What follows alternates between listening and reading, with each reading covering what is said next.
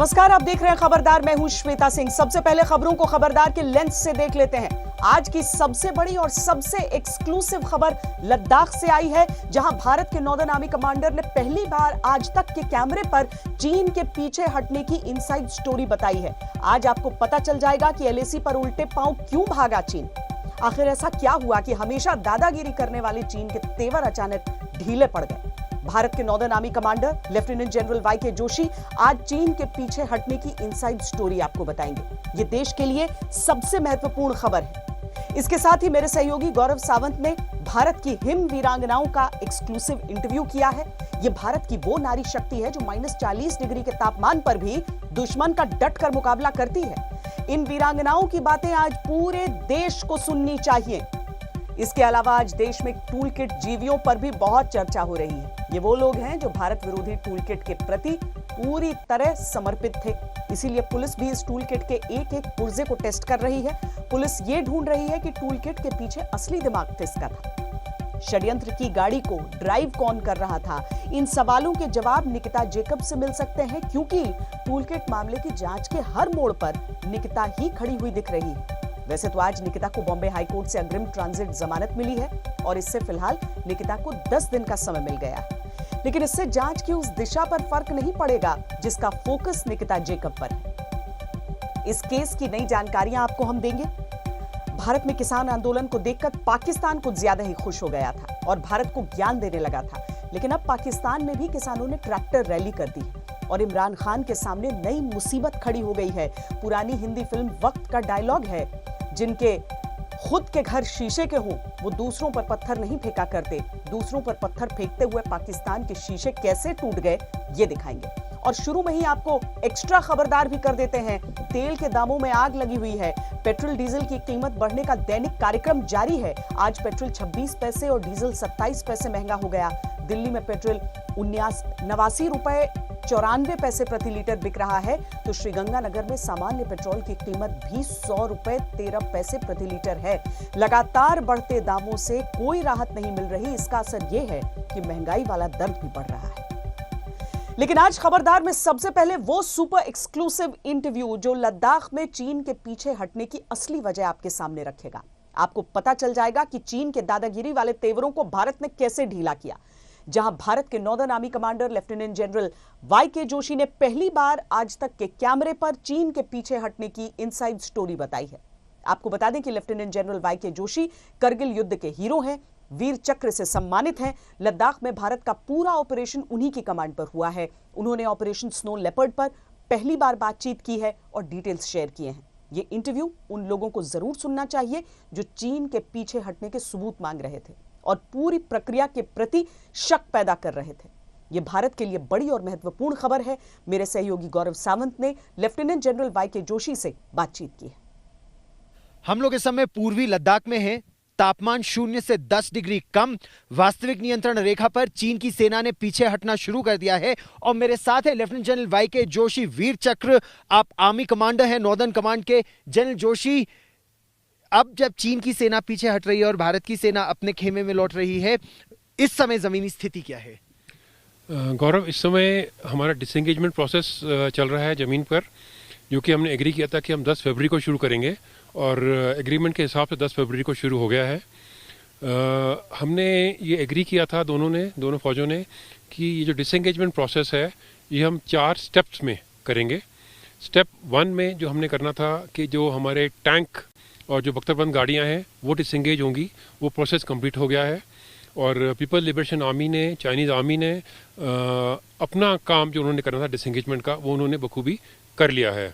Step 2 और step 3 में हमने नॉर्थ और साउथ बैंक से जो हमारी इन्फेंट्री है उसको डिसएंगेज करना था। और स्टेप 4 जो आखिरी स्टेप था, उसमें हमने जो हमारे जो डोमिनेटिंग हाइट्स हैं रजांगदार और छिंगला की कैलाश रेंज के ऊपर, उसको हमने डिसएंगेज करना था। तो ये कार्रवाई चल रही है। दोनों तरफ अपना अपना हिस्सा निभा रहे हैं और हम हर स्टेप को वेरीफाई कर रहे हैं जी। जब दिन के आखिर में शाम के समय दोनों मिलते हैं, एक दूसरे को हॉटलाइन भेजते हैं कि हमने आज दिन की कार्रवाई पूरी कर ली है, तो और अगले दिन हम सुबह बैठकर फ्लैग मीटिंग करते हैं और डिसाइड करते हैं कि आज की कार्रवाई क्या करनी है। ठीक। अगर दिन के दौरान कोई ऐसी कार्रवाई है जिससे कि दोनों आर्मी सेटिस्फाइड नहीं है कि आपने ये इंफ्रास्ट्रक्चर जो आपने ये बंकर बनाया था इसको डिस्ट्रॉय नहीं किया है जो आपने करना चाहिए था, तो वो एक दूसरे को पॉइंट आउट करते हैं और फिर वो मतलब एक दूसरे को कार्रवाई करके हम आगे की कार्रवाई बढ़ाते हैं। जनरल साहब, क्रिटिसिज्म ये हो रहा है कि नॉर्थ बैंक ऑफ पेंगोंग सो अगर हम इसको एरिया वाइज ले तो हम फिंगर 3 पर सीमित हो गए हैं, जबकि हमारी क्लेम लाइन फिंगर 8 है और चीन केवल फिंगर 8 के पीछे हटा है और हमको हमारे ही इलाके में उसने पीछे हटा दिया है, ऐसा क्रिटिसिज्म हो रहा है। ये बात बिल्कुल सही नहीं है। ये एक मिस रिप्रेजेंटेशन या मिस इंटरप्रिटेशन ऑफ एग्रीमेंट है। हमें ये समझना चाहिए बिल्कुल क्लियरली कि हमारा क्लेम लाइन जो है LAC का वो फिंगर 8 के ऊपर है और जो चाइनीज़ आर्मी है वो फिंगर 4 से फिंगर 8 के बीच में जितनी थी वो पूरी फिंगर 8 के पीछे जा रही है। इस सिचुएशन के दौरान उसने फिंगर 4 और फिंगर 8 के बीच में बहुत सारा इंफ्रास्ट्रक्चर बनाया था। उसने बंकर बनाए थे, उसने हेलीपैड बनाए थे, उसने काफ़ी सारे टेंटेज थे, उसके हज़ारों में ट्रुप्स वहाँ इस इलाके में थे। वो सब कुछ वो डिस्ट्रॉय कर रहा है। पूरा जो भी लैंड फॉर्म है जो अप्रैल पिछले साल में था वापस उसको रिस्टोर कर रहा है और उसके ट्रुप्स फिंगर 8 के पीछे रहेंगे, यानी कि हमारी क्लेम लाइन से पीछे रहेंगे। दूसरा, वो फिंगर 8 के इस तरफ यानी कि जो इलाका हमारे क्लेम का है उसमें कोई भी कार्रवाई नहीं करेगा, ना कोई मिलिट्री एक्टिविटी ना कोई सिविल एक्टिविटी, कोई भी कार्रवाई नहीं करेगा। और आखिर में मैं आपको ये बताना चाहता हूँ कि उसका क्लेम लाइन फिंगर 4 तक है और वो भी अपने क्लेम लाइन तक पेट्रोलिंग नहीं करेगा। तो हमारे लिए तो ये बिल्कुल जीत की सिचुएशन है। बहुत बड़ी बात की आपने कि ये भारत के लिए जीत की सिचुएशन है, लेकिन इस जीत के लिए जो 29-30 अगस्त का आपका ऑपरेशन था ऑप स्नो लेपर्ड, जिसमें हम लोग रिजांगला, रिचिंगला, गुरुंग हिल, मगर हिल पर आ गए थे, वहां से अब हम पीछे हटेंगे as part of this disengagement. तो क्या हम बहुत ज्यादा उसको सीड कर रहे हैं अपने एरिया को, जबकि अभी तक ना गलवान सॉर्टेड है, ना हॉट स्प्रिंग सॉर्टेड है, ना डेप्सैंग सॉर्टेड है? हमने जो ये क्विड प्रो को एक्शन हमने 29 और 30 अगस्त को किया था, जिसमें हमने कि रिजांगला चिन्ना की हाइट्स ऑक्यूपाई की थी और जिसमें हमने साउथ बैंक और नॉर्थ बैंक के भी कुछ इलाकों को ऑक्यूपाई किया था, वो हमने इसलिए किया था ताकि हमको जो हम उनके साथ नेगोशिएट कर रहे हैं चाइनीज़ आर्मी के साथ, उसमें हमको कुछ लीवरेज हासिल हो और ये लीवरेज की वजह से ही वो दोबारा वापस टेबल पर आया है, हमसे नेगोशिएट कर रहा है और इसी लीवरेज की वजह से आज ये डिसएंगेजमेंट प्रोसेस हो रही है। तो क्योंकि अब बोथ साइड ने एग्री किया है कि हमने डिसएंगेज करना है, तो दोनों साइड वापस अपने पोस्ट में जाएंगे इस इलाके में और फिर हम आगे की कार्रवाई करेंगे बाकी इलाकों को रिजॉल्व करने के लिए। तो क्या उसके पास कोई इंसेंटिव है कि वो गलवान से या हॉट स्प्रिंग से या डेप्सैंग से पीछे हटे, जब हम हट ही चुके हैं? क्योंकि हम उसको डोमिनेट करते थे उसके मोल्डो गैरिजन को कैलाश रेंज से, अब हम नहीं करते, तो उसके पास इंसेंटिव क्या है कि वो 48 घंटे बाद बात करेगा? इसमें गौरव इंसेंटिव की कोई बात नहीं है। हमने जो लीवरेज अपने लद्दाख रेंज के ऊपर, कैलाश रेंज के ऊपर जो हमने अपना ऑक्यूपाई किया था, उसका हमारा मुद्दा था कि हम इस इलाके में north and south bank of Pangong Tso में, रंगला छिंदला में हम स्टेटस को एंटे को हासिल करें, वो हमने कर लिया है। बाकी इलाकों में सिचुएशन इतनी वॉलेटाइल नहीं है। इसी इलाके में ट्रुप्स बिल्कुल आईबॉल टू आईबॉल बैठे हुए थे और सिचुएशन कभी भी एस्केलेट हो सकती थी। तो हमारा मुद्दा ये था कि पहले हम इस इलाके को रिजॉल्व करें और हमने ये भी माना है कि जैसे ही यहाँ पे इस इलाके में डिसएंगेजमेंट प्रोसेस खत्म हो जाएगा, हम 48 आवर्स के अंदर जो 10वां corps commander level flag meeting है वो करेंगे और हम इन बाकी एरियाज को रिजॉल्व करेंगे। आप इस कार्रवाई से संतुष्ट हैं? भारत के लिए बड़ी जीत और भारत की मिलिट्री डिप्लोमेसी के लिए क्या एक बड़ी जीत है? क्योंकि ये जो नेगोशिएशंस थे इसमें कोर कमांडर और आर्मी के अधिकारी शामिल थे, हालांकि MEA के भी। तो क्यों चीन माना जो पहले नहीं मान रहा था? ये जो हमने कार्रवाई की 29-30 अगस्त को, वो एक टर्निंग पॉइंट था, क्योंकि जब हमने जो लीवरेज हासिल किया, हम उसके पूरे जो उसके गैरिसन्स हैं, मोल्डो गैरिसन है, उसको हम डोमिनेट कर रहे थे और वो फिर उसके बाद बैकफुट पे हो गया और इसी वजह से वो दोबारा नेगोशिएटिंग टेबल के ऊपर आया और फिर उसने नेगोशिएटिंग जो हमने की आखिरी 3 फ्लैग मीटिंग में, जो कि 29-30 अगस्त के बाद हुई हैं, 7वीं, 8वीं और 9वीं, उसमें फिर वो कोशिश कर रहा था कि कुछ उसको फेस सेविंग मिले, लेकिन हमारा जो बॉटम लाइन था, जो एब्सोल्युटली क्लियर हमारे जो एम था कि हमने स्टेटस को एंटे अप्रैल 22 अचीव करना है, उससे कम हम किसी भी चीज़ को नहीं मानेंगे। जैसे ही उसने ये यकीन कर लिया कि मतलब भारत मानने वाला नहीं है, तो फिर वो ही बैक्ड आउट और then the disengagement process was agreed and then we started the disengagement process. और ये संकेत बहुत क्लियर है अब कि भारत अपनी हर इंच जमीन की रक्षा करेगा, चाहे वो डेप्सैंग में हो, डीबीओ में हो या डेमचौक में हो। एब्सोल्युटली, ये मैसेज उसको बिल्कुल लाउड एंड क्लियर हो गया है कि हम एलएसी के ऊपर स्टेटस को यूनिलैटरली उनको चेंज करने नहीं देंगे, स्पेशली यूजिंग ऑफ फोर्स। ये उसने हर इलाके में जो हमारी कार्रवाई थी उसको क्लियर समझ आ गया है। उसको ये भी समझ आ गया है कि जो उसने ये कार्रवाई की वो उसका एक सॉर्ट ऑफ स्ट्रैटेजिक मिसकैलकुलेशन था। जनरल जोशी, आज तक से बात करने के लिए बहुत बहुत धन्यवाद और इस सफलता पर बहुत बहुत बधाई। Army commander northern command general Y K Joshi बहुत साफ तौर पर यह कह रहे हैं कि यह भारत के लिए एक जीत है। नेगोशिएशन इस समय चल रहे हैं। पेंगोंग त्सो के बाद 48 घंटों के बाद अब चाहे वो डेप्सैंग का इलाका हो, गोगरा का हो, हॉट स्प्रिंग का हो, डेप्सैंग से डेमचौक की बातचीत अब आगे होगी, लेकिन भारत बहुत सशक्त है और कॉन्फिडेंट है। कैमरामैन कृपाल सिंह के साथ गौरव सावंत, लद्दाख आज तक। अब आपको आईटीबीपी की उन हिम वीरांगनाओं से मिलवाते हैं जो एलएसी पर तैनात हो चुकी हैं। ये वीरांगनाएं -40 डिग्री तक के तापमान पर भी डटी रहती हैं, लगातार पेट्रोलिंग करती हैं और दुश्मनों से देश की सीमाओं की रक्षा करती हैं। जो लोग महिलाओं को कमजोर समझते हैं, उनका परिचय हम भारत की इस नारी शक्ति से करवाना चाहते हैं। मेरे सहयोगी गौरव सावंत ने लद्दाख में भारत की हिम वीरांगनाओं का एक्सक्लूसिव इंटरव्यू किया। हम इस समय भारत तिब्बत सीमा पुलिस की हिम वीरांगनाओं के साथ है। ये महिला पुलिसकर्मी वास्तविक नियंत्रण रेखा पर तैनात रह चुकी हैं। इनमें ये पूरा एक प्लेटून है आईटीबीपी की महिला कर्मियों का और ये ऑपरेशनली डिप्लॉयड हैं। आप इनसे बात करते हैं। मैम, क्या नाम है आपका और आप कहां पर डिप्लॉयड रह चुकी हैं? Sir, due to security reason हम अपना नाम नहीं बता सकते, पर हम बीओपी पे 3 महीने के लिए डिप्लॉयड रहते हैं सर। यानी इस समय जब भारत और चीन के बीच वास्तविक नियंत्रण रेखा पर ये जो आईबॉल टू आईबॉल कॉन्फ्रंटेशन था, तो उस समय क्या आईटीबीपी जो अपने बीओपीज पे थी, तो उन बीओपीज पे क्या महिला कर्मी भी तैनात थी? बिल्कुल सर, हम अपने हिमवीर के साथ कंधे से कंधे मिलाकर वहीं पर खड़े रहते सर। टेंशन था, डर था? बिल्कुल सर, थोड़ा बहुत तो रहता है, पर हमारे पास जोश बहुत था सर। ये बहुत अच्छी बात है, जोश बहुत था। और आप तो मुस्कुरा भी रही हैं मैम। आप भी क्या बीओपीज पे एलएसी पर तैनात रह चुकी हैं? जी सर, बिल्कुल सर। और कितने पीरियड के लिए आप तैनात रह चुके हैं? सर, वहाँ पे हम 3 मंथ्स के लिए होते हैं सर। उसके बाद हम अपने रोटेशन फिर वहाँ से फिर नीचे आ जाते हैं सर। फिर छुट्टी भी जाना पड़ता है, हेल्थ प्रॉब्लम भी होता है सर किसी का। फिर वहाँ से फिर एक्स्ट्रा मतलब रोटेशन के वाइज वहाँ फिर ड्यूटी के लिए जाते हैं सर आफ्टर 3 मंथ। तो बीओपी पे आपका टास्क क्या, जिसको बॉर्डर आउटपोस्ट कहते हैं, बीओपी पे आपका टास्क क्या रहता है? सर, बीओपी पे हम पेट्रोलिंग जाता है सर, और सर जवानों के साथ जो हमारा हिमवीर जो ड्यूटी करते हैं वो हम भी करते हैं सर, साथ शोल्डर टू शोल्डर साथ करके। तो फिर वही ड्यूटी है सर, जो सर हमारा जवान करते हैं सर वो हम भी करते हैं। इसमें कुछ महिला या ये हम नहीं कर सकता, ऐसा कुछ नहीं होता है सर। ये तो बहुत अच्छी बात है। मैम, आपसे बात कर सकते हैं? आपसे ये जानना चाहूंगा कि आपकी ट्रेनिंग किस तरह की रहती है इस डिप्लॉयमेंट के लिए? हमारी ट्रेनिंग बहुत टफ होती है क्योंकि हमें बहुत हाई एल्टीट्यूड पे रहना पड़ता है। फिजिकल फिटनेस बहुत इंपॉर्टेंट है क्योंकि वहाँ पर सर्वाइव करना बहुत मुश्किल है। अगर आप फिजिकली फिट नहीं और आपकी ट्रेनिंग अच्छी नहीं है तो आप वहाँ सर्वाइव ही नहीं कर पाएंगे। आप मैक्सिमम किस ऑल्टीट्यूड तक डिप्लॉयड रह चुकी है मैम? 15,000 हाइट एल्टीट्यूड में ड्यूटी किया था सर। आपने ड्यूटी किया है 15,000 पे 3 महीने के लिए? कोई प्रॉब्लम रही? प्रॉब्लम तो हम लद्दाख की है सर, इसलिए प्रॉब्लम नहीं रहता है। अरे वाह, तो हाँ मतलब आप तो डॉटर ऑफ द सॉइल है, मतलब यहीं की भूमि पुत्री हैं आप यहाँ की। हाँ सर। और 3 महीने आप भी डिप्लॉयड रही? हाँ सर, डिप्लॉयड। मैम, आपको कोई प्रॉब्लम? आप कहाँ की हैं और आप किस पोस्ट पे थी?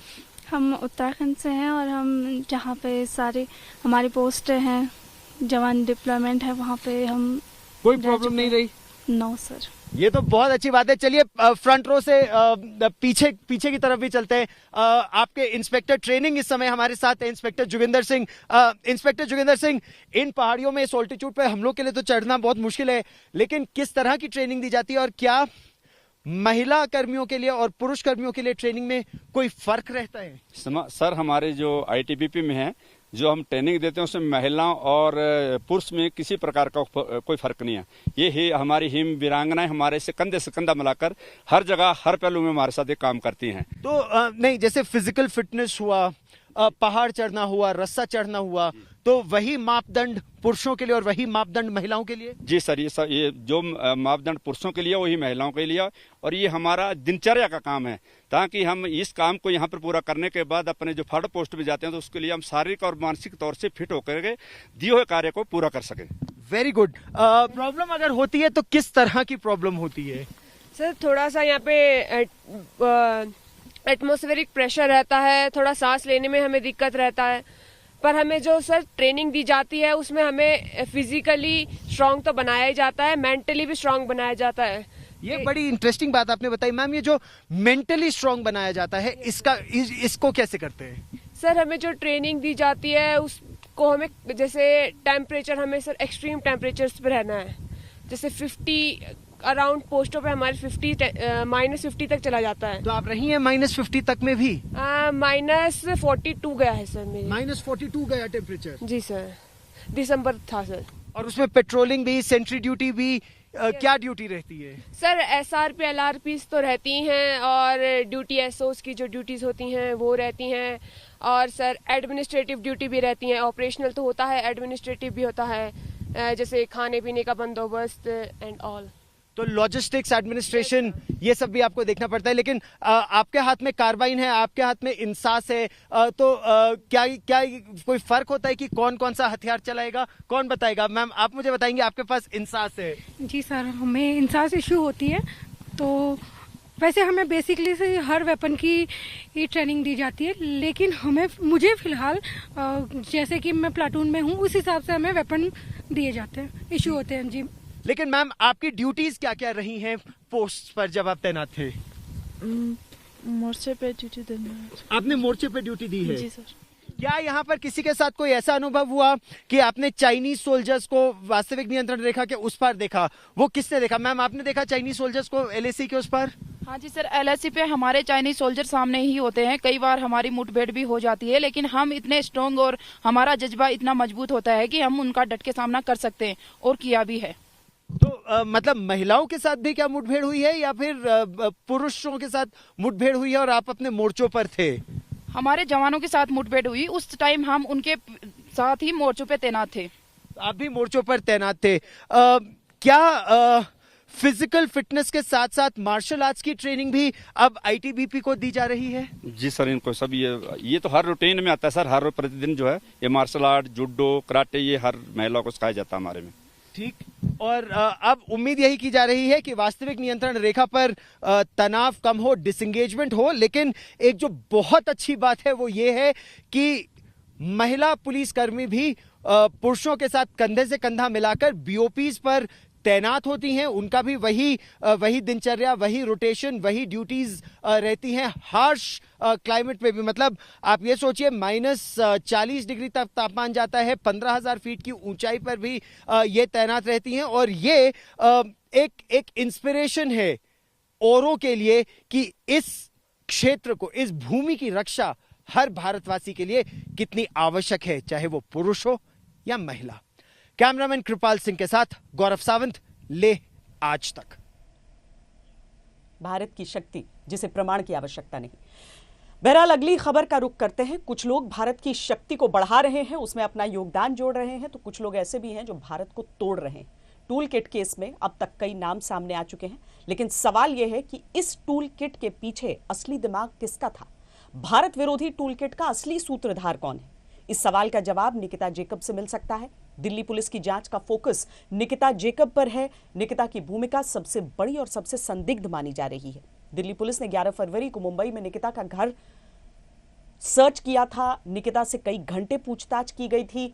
इसमें निकिता के पास से जो डेटा बरामद हुआ उसकी जांच की जा रही है। इसी से निकिता जेकब का रोल संदिग्ध होता दिख रहा है।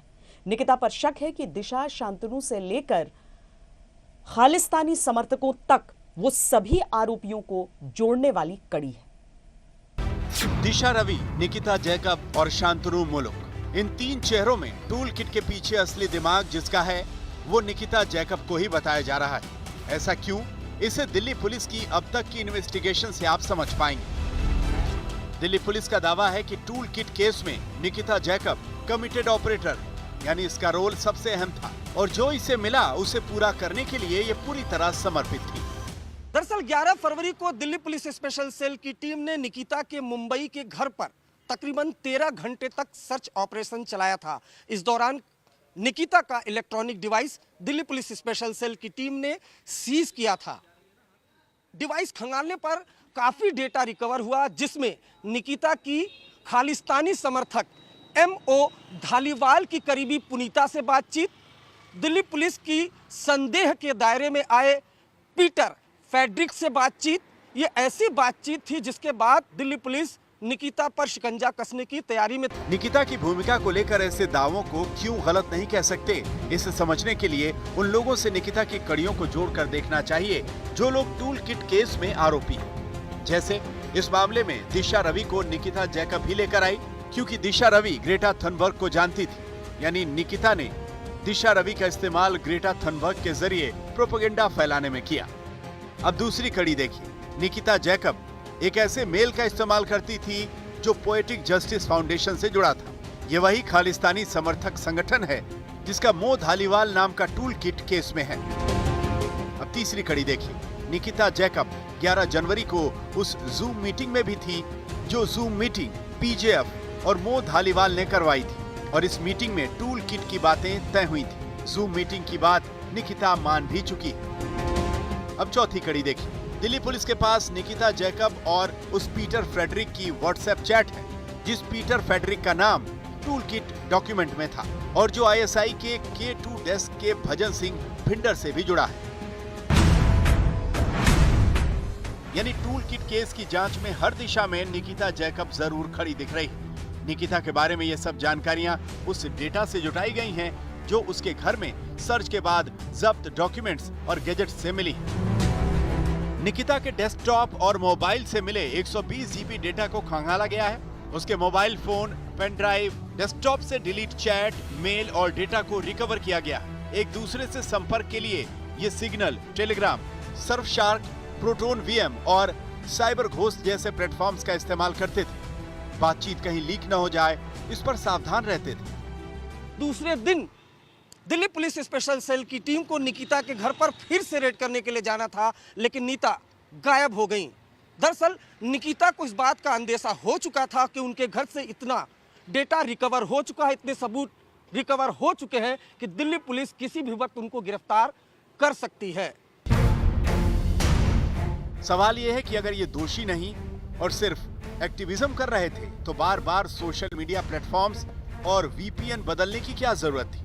इसीलिए निकिता जैकब को गिरफ्त में लेकर पूछताछ जरूरी है, लेकिन अभी इसमें देर है। निकिता जैकब को बॉम्बे हाईकोर्ट से ट्रांजिट बेल मिल गई है।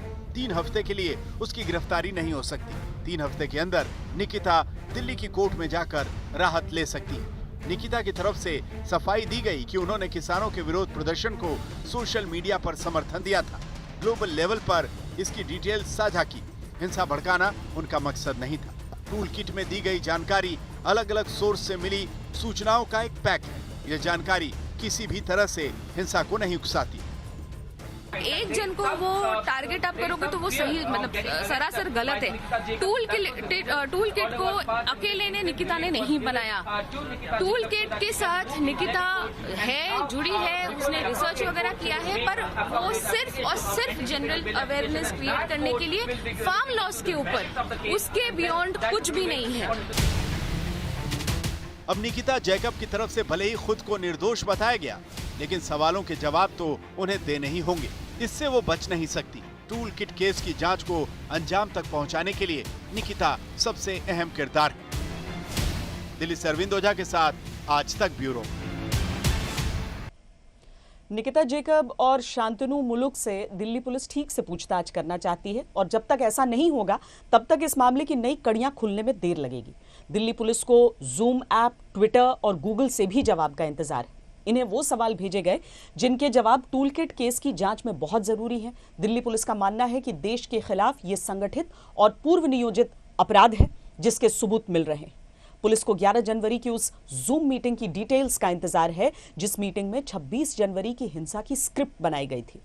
टूल किट में क्या क्या बातें रखनी है ये सब फाइनल किया गया था। इस जूम मीटिंग में खालिस्तानी समर्थक संगठन पोएटिक जस्टिस फाउंडेशन और उसके कर्ता धर्ता मो धालीवाल के साथ निकिता जैकब और शांतनु जैसे लोग शामिल थे।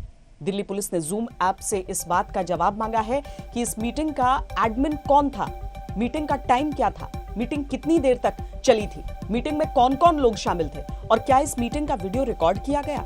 अगर वीडियो रिकॉर्ड है तो यह पूरा वीडियो दिल्ली पुलिस ने मांगा है। दिल्ली पुलिस ने ट्विटर से इस बात का जवाब मांगा है कि टूल किट डॉक्यूमेंट किन ट्विटर अकाउंट से शेयर किया गया। टूल किट शेयर करने वाले वेरीफाइड ट्विटर अकाउंट्स कौन से थे। एक्सपोज होने के बाद टूल किट कौन कौन से ट्विटर अकाउंट से डिलीट किया गया। एक्सपोज होने के बाद ऐसे कितने ट्विटर अकाउंट्स थे जिन्हें डिलीट कर दिया गया। दिल्ली पुलिस ने गूगल से भी जवाब मांगा है कि टूल किट गूगल डॉक्यूमेंट को सबसे पहले कौन सी ईमेल आईडी से अपलोड किया गया, कौन सी ईमेल आईडी का इस्तेमाल कौन से लोग कर रहे थे, टूल किट के गूगल डॉक्यूमेंट तक किन लोगों की एक्सेस थी। अब हम भारत के किसान आंदोलन को देखकर खुशियां मना रहे पाकिस्तान को आईना दिखाएंगे। कुछ समय पहले पाकिस्तान के विदेश मंत्री शाह महमूद कुरैशी ने कहा था कि पाकिस्तानी सरकार भारतीय किसानों के साथ खड़ी है, लेकिन हकीकत यह है कि इमरान सरकार अपने ही देश के किसानों के खिलाफ खड़ी है। तो खबर यह है कि पाकिस्तान के पंजाब में किसानों ने भारतीय किसानों की तरह एक ट्रैक्टर रैली निकाली और इमरान सरकार को अल्टीमेटम दे दिया है। लेकिन बात सिर्फ पाकिस्तानी किसानों की नहीं है, बल्कि इन दिनों पाकिस्तान में इमरान सरकार के खिलाफ विरोध प्रदर्शन का लंबा दौर चल रहा है और ऐसा इसीलिए है क्योंकि पाकिस्तान में रोजगार की बत्ती गुल है और महंगाई का मीटर चालू है। भारत के हर मामले में अपनी टांग अड़ाने के एक्सपर्ट पाकिस्तान में अब किसान अपनी मांगों पर अड़ गए और ट्रैक्टर लेकर इमरान सरकार के खिलाफ सड़कों पर डटे। ये तस्वीरें भारत की नहीं पाकिस्तान की, जहां पाकिस्तान के पंजाब प्रांत में हजारों किसानों ने बढ़ती खाद, बिजली और डीजल की कीमतों के खिलाफ ट्रैक्टर रैली निकाली। पाकिस्तानी किसान नेताओं ने घोषणा की है कि अगर मांगे पूरी नहीं हुई तो 31 मार्च को ट्रैक्टरों का रुख लाहौर और इस्लामाबाद की तरफ कर देंगे। भारत के कृषि कानूनों पर बिन मांगे अपनी राय देने वाली इमरान सरकार की इस ट्रैक्टर रैली पर क्या राय है? क्या इमरान खान पाकिस्तान के किसानों के इस ट्रैक्टर मार्च पर भी वही राय रखते हैं जो वो भारत के किसानों के ट्रैक्टर मार्च पर रखते आए हैं? क्योंकि अभी 10 फरवरी को ही जब इस्लामाबाद के सरकारी कर्मचारियों ने पाकिस्तानी संसद पर प्रदर्शन किया तो इमरान सरकार ने बदले में उन्हें आंसू गैस के इतने गोले दिए कि चारों तरफ धुआं हो गया और इस धुएं से निकला इमरान के मंत्री शेख रशीद का ये बयान। इन तस्वीरों में पाकिस्तान की असली हालत बयां होती है। आवाम की आंखों में टीयर यानी आंसू और इमरान सरकार के पास टीयर गैस के गोले। आखिर पाकिस्तान में ये हो क्या रहा है और क्यों हो रहा है? फरवरी महीने में भी चीनी के दाम 15% बढ़ गए, सरसों का तेल 10% महंगा हो गया, फलों के दाम 5.5% बढ़ गए। पाकिस्तानी मीडिया चैनल्स पर महंगाई बढ़ने के ताजा आंकड़ों का दैनिक प्रसारण चल रहा है।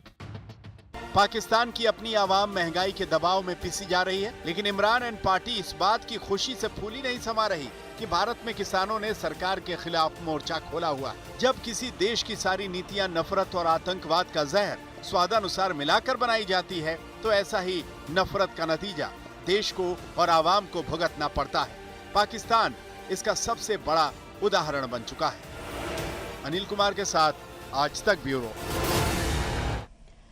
यूरोप में सबसे ज्यादा मुस्लिम आबादी वाले देश फ्रांस में एक बिल विवाद का विषय बन गया है, क्योंकि इस बिल को फ्रांस में रहने वाले मुसलमानों के खिलाफ बताया जा रहा है, जिसका विरोध कई इस्लामिक देश भी कर चुके हैं। फ्रांस की संसद में पास हो चुके इस बिल का आधिकारिक नाम है रीइंफोर्सिंग पब्लिक प्रिंसिपल बिल, जिसे एंटी सेपरेटिज्म यानी अलगाववाद विरोधी बिल भी कहा जा रहा है। ऐसा क्यों है यह हम आपको बाद में बताएंगे। पहले आप इस बिल में क्या प्रावधान है ये समझ लीजिए। ये बिल अगर कानून बन जाता है तो धार्मिक आधार पर सार्वजनिक अधिकारियों को डराने धमकाने वालों को कठोर दंड दिया जाएगा। धार्मिक स्थलों में पढ़ाई नहीं करवाई जा सकेगी। इंटरनेट पर नफरत फैलाने वालों के खिलाफ कड़े प्रावधान होंगे। एक से अधिक शादी और जबरदस्ती शादी पर रोक होगी। धार्मिक संस्थाओं को विदेशी चंदे को लेकर कड़े नियम लागू होंगे। बिल में कहीं भी इस्लाम या इस्लामिक शब्द का जिक्र नहीं है। बिल के प्रावधान सभी धर्मों पर लागू होंगे। इसके बावजूद इस बिल को इस्लाम विरोधी कहकर प्रचारित किया जा रहा है। जिसके खिलाफ फ्रांस में प्रदर्शन हो रहे हैं। लेकिन इस बिल को लाने की जरूरत क्या पड़ी? फ्रांस के राष्ट्रपति मैक्रों खुद इसका कई बार जिक्र कर चुके हैं। ये बिल पूरी दुनिया में एक अलग तरह की पहल है, जिसके आलोचक भी हैं और समर्थक भी। सैमुअल पेटी गणतंत्र का एक चेहरा है। हमें आतंकवाद और इस्लामिक कट्टरपंथ पर नकेल कसनी है ताकि लोग एक समुदाय के तौर पर रह सकें। फ्रांस के राष्ट्रपति का ये बयान 16 अक्टूबर 2020 को चेचनिया में एक विद्रोही द्वारा पेरिस में एक टीचर की हत्या के बाद आया, जिन्होंने अपनी क्लास में पैगंबर मोहम्मद के कुछ कार्टून दिखाए थे। वो हमें बांट नहीं सकते, वो यही चाहते हैं। हमें नागरिक के तौर पर एक साथ रहना है। इस घटना के बाद इस्लामिक कट्टरपंथ पर नकेल कसने के लिए एक बड़े कानून की मांग फ्रांस में उठी, जिसका मसौदा राष्ट्रपति मैक्रों 2 अक्टूबर 2020 को ही रख चुके थे। फ्रांस के मुसलमानों ने इसका ये मतलब निकाला है कि मस्जिदों में मदरसों को बंद करवा दिया जाएगा, मुस्लिम बच्चों को कुरान की शिक्षा पर पाबंदी लग जाएगी, अन्य देशों से मुस्लिम स्कॉलर और इमामों की एंट्री बैन हो जाएगी, उर्दू, अरबी और फारसी जैसी विदेशी भाषाओं की पढ़ाई पर नजर रखी जाएगी। फ्रांस में मस्जिदों और मुस्लिम संगठनों को मिलने वाली विदेशी फंडिंग पर रोक लग जाएगी। इन बातों के आधार पर फ्रांस की आबादी में 9% की हिस्सेदारी रखने वाले मुस्लिम समुदाय को लग रहा है कि ये बिल उनके खिलाफ है। लेकिन फ्रांस की संसद के निचले सदन में ये बिल आराम से पास हो गया। इसके विरोध में 151 वोट पड़े, जबकि समर्थन में 300। हम अलगाववाद के खिलाफ एक कानून लाए हैं। हमने इसको परखा और इस पर विचार किया। ये कानून गणतंत्र के सिद्धांतों को बनाए रखेगा। ये उस समाज के खिलाफ है जिसमें बच्चों को स्कूल की बजाय सांस्कृतिक प्रथाएं सिखाई जाती हैं। इस बिल को राष्ट्रपति मैक्रों काफी वक्त से प्रमोट करते आए हैं। ये उनकी राजनीति का मास्टर स्ट्रोक भी कहा जा रहा है, क्योंकि फ्रांस की राजनीति में पिछले कुछ सालों से इस्लाम सबसे बड़ा मुद्दा बन गया है। फ्रांस में करीब 60 लाख मुस्लिम हैं, जो कुल आबादी का करीब 9% है। फ्रांस में फिलहाल 2600 से ज्यादा मस्जिदें हैं, जिसमें से 70% मस्जिदों का निर्माण पिछले 15 सालों में हुआ है। फ्रांस में हर साल करीब 300 इमाम दुनिया भर के देशों से आते हैं, जो वहाँ मदरसों में पढ़ाते हैं। रिपोर्ट्स के मुताबिक फ्रांस में पिछले 5 साल में इस्लामिक उग्रवाद या जिहादी गुटों से प्रभावित लोगों के हमलों में 250 से ज्यादा लोग मारे जा चुके हैं। अब देखना होगा कि इस बिल से फ्रांस में धार्मिक कट्टरवाद को कितनी चोट पहुंचती है। फिलहाल तो इस बिल से फ्रांस के मुसलमानों के दिल पर काफी चोट पहुंची है। आज तक ब्यूरो। मैक्रों के अनुसार ये बिल कट्टरपंथ और अलगाववाद को रोकने के लिए ही लाए जा रहे हैं। लेकिन इस बिल का न सिर्फ फ्रांस के मुसलमान विरोध कर रहे हैं, बल्कि दुनिया के कई मुस्लिम देश फ्रांस से नाराज हो गए हैं और फ्रांस पर इस्लामोफोबिया यानी इस्लाम के खिलाफ डर को बढ़ावा देने का आरोप लगा रहे हैं। लेकिन फ्रांस की सरकार को लगता है कि वो अपने संविधान की हिफाजत कर रही है। वो संविधान जिसकी बुनियाद 1789 की क्रांति में पड़ी थी, जिसके 3 आधार स्तंभ हैं: लिबर्टी यानी स्वतंत्रता, इक्वालिटी यानी समानता और फ्रेटर्निटी यानी भाईचारा। फ्रांस का कोई सरकारी धर्म नहीं है, क्योंकि ये एक सेक्युलर यानी धर्मनिरपेक्ष राष्ट्र है, जिसे फ्रांस में लाइसीते कहा जाता है। पिछले 2 सालों से राष्ट्रपति मैक्रों फ्रेंच इस्लाम को लाइसीते के दायरे में लाने की कोशिश कर रहे हैं। 2004 में फ्रांस ने स्कूलों में बुर्का पहनने पर रोक लगा दी थी और ऐसा करने वाला फ्रांस शायद दुनिया का पहला देश था। फ्रांस में शिक्षक या मेयर्स जैसे सरकारी कर्मचारी ऐसा कोई प्रतीक अपने पास नहीं रख सकते जिससे उनकी धार्मिक पहचान मालूम चल सके। यानी अपने संविधान के धर्मनिरपेक्ष सिद्धांत पर चलते हुए फ्रांस धार्मिक अलगाववाद को कंट्रोल में रखने के लिए समय समय पर पहले भी ऐसे कदम उठाता रहा है जो इस्लामिक देशों को चुभे हैं। ऐसा ही अब भी हो रहा है। रुक रहे एक छोटे से ब्रेक के लिए। ब्रेक के बाद जब लौटेंगे तो एक ऐसी मिस इंडिया से आपकी मुलाकात कराएंगे जिनकी तस्वीर को, उस वीडियो को आपको देखना जरूर चाहिए। आपको बहुत फख्र होगा। मां की ममता और पिता की क्षमता का अंदाजा लगाना भी संभव नहीं, ये बात फेमिना मिस इंडिया 2020 की रनर अप रही मान्या सिंह बखूबी जानती हैं। इसीलिए मंगलवार को जब वो मुंबई में एक सम्मान समारोह में पहुंची तो अपने माता पिता को साथ लेकर, वीडियो में देखा जा सकता है कि मान्या अपने पिता और मां के साथ ऑटो से पहुंची हैं। इस ऑटो को उनके पिता खुद चला रहे हैं। वेन्यू पर पहुंचकर मान्या ने अपनी मां के पांव छुए और इसके बाद भावुक हुए पिता के आंसू पोंछे, जिसका वीडियो वायरल हो गया है। मान्या भले ही फाइनल में रनर अप रही, लेकिन उन्होंने सबका दिल जीत लिया। खबरदार में आज के लिए इतना ही। देश और दुनिया की बाकी खबरों के लिए आप देखते रहिए आज तक। नमस्कार, मैं हूं अंजना ओम कश्यप। हमें उम्मीद है ये वीडियो आपको पसंद आया होगा। लेटेस्ट खबरों के लिए यूं ही देखते रहिए आज तक, और इस वीडियो के पसंद आने पर लाइक, शेयर एंड सब्सक्राइब करना ना भूलें।